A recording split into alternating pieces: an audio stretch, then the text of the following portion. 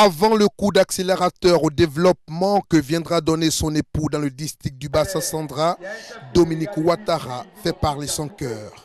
À Meyagui, le bruit des dons de l'épouse du chef de l'État fait déplacer toute une cité en un lieu dit, la place de l'indépendance. En ces lieux, pas de place pour mettre le pied, tout comme pour exposer le volume du don. Mais il y a eu de la place tout de même pour la communion fraternelle et pour le partage.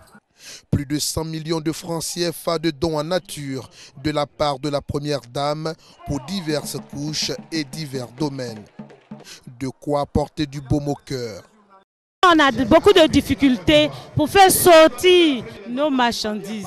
Et ça, c'est bienvenu. Ça, là, vraiment, on lui dit grand merci. On dit grand merci à la première dame. Ce qui est là répond aux besoins immédiats. Pour tous ceux qui sont handicapés, qui sont dans l'association, nous avions vraiment besoin de fauteuils roulants. Alors, nous sommes très heureux d'avoir reçu ces fauteuils roulants.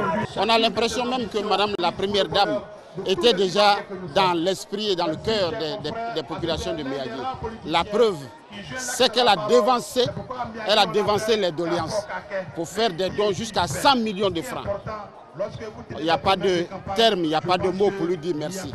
Pour Yao Patricia Sylvie, directrice de cabinet de la Première Dame, ce geste de Dominique Ouattara, à côté d'apporter le soulagement, devrait encore rapprocher les uns des autres. Avec tous ces dons que vous voyez sur cette place, nous avons particulièrement insisté sur le fait que ces dons sont des besoins spécifiques des populations et nous avons souhaité également que le corps préfectoral et toutes les autres autorités administratives et politiques distribuent ces dons sans qu'il n'y ait de palabres autour et que tout se passe très bien dans la cohésion et dans l'unité.